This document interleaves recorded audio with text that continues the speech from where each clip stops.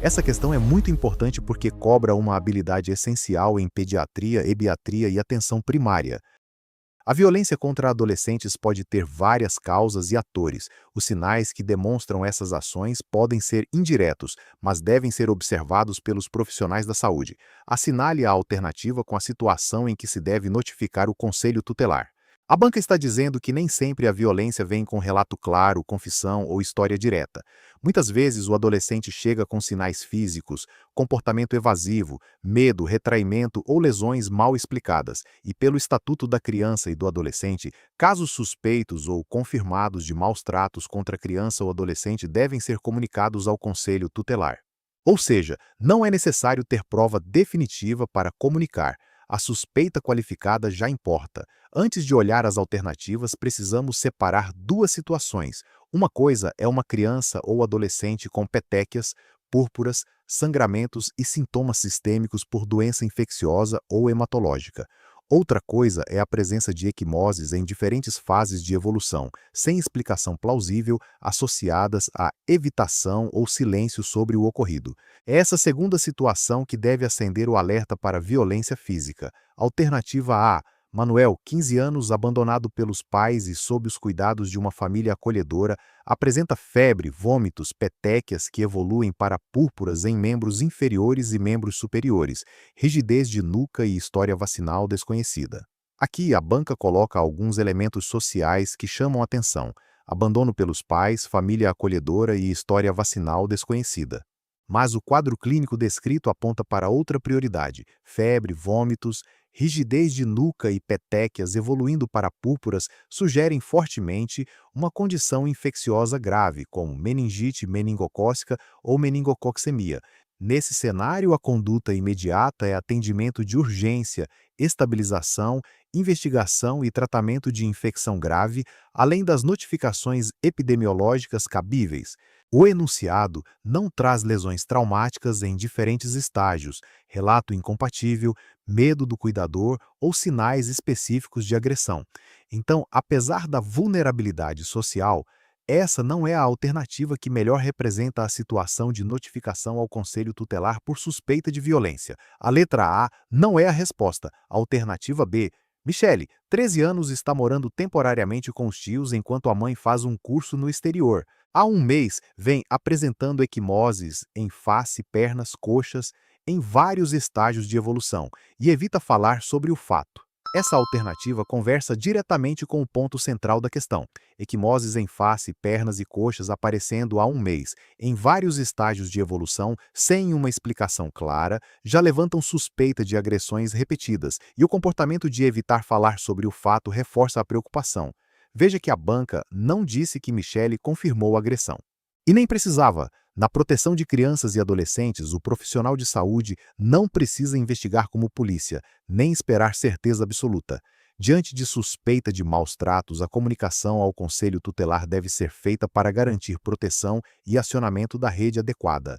Essa é a alternativa correta. Alternativa C. Felipe, 11 anos, acolhido em um abrigo desde os 9 anos, há 3 dias está mais recolhido no seu quarto e dorme quase o tempo todo. Apresenta febre, muita dor no corpo e retroorbitária, sangramento gengival quando escova os dentes e petequias pelo corpo.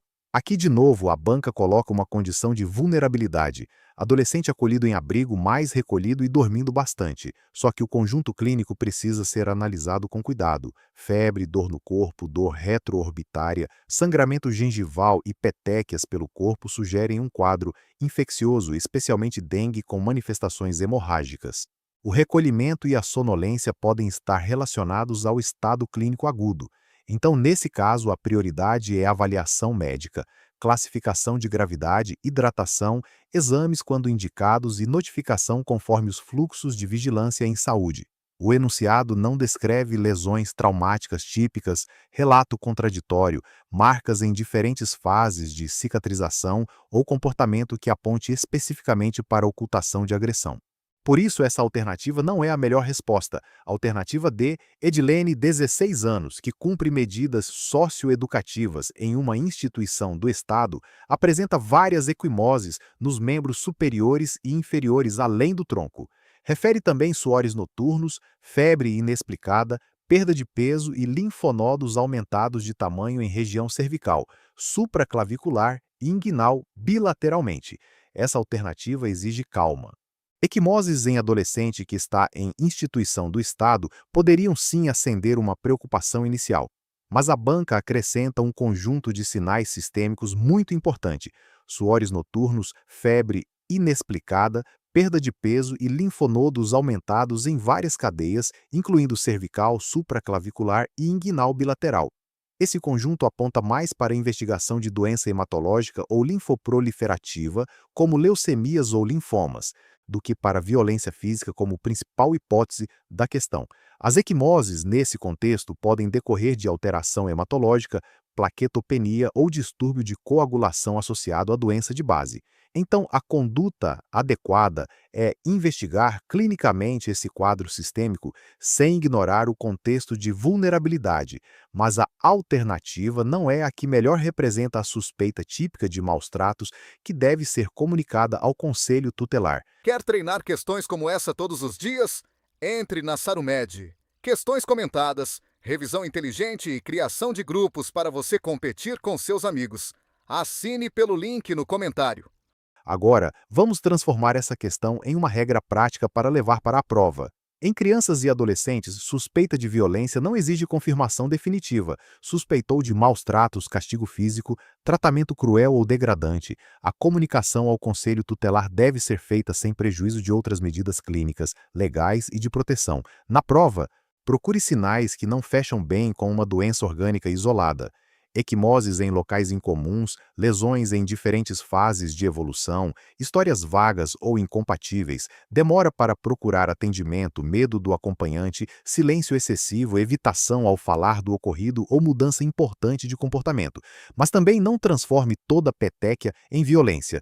Petequias, púrpuras e sangramentos podem aparecer em meningococcemia, dengue, leucemias, plaquetopenias e outras doenças graves. A diferença é que, nessas situações, geralmente o enunciado traz febre, dor no corpo, rigidez de nuca, sangramento mucoso, linfonodomegalias, perda de peso ou outros sinais sistêmicos que apontam para uma etiologia clínica.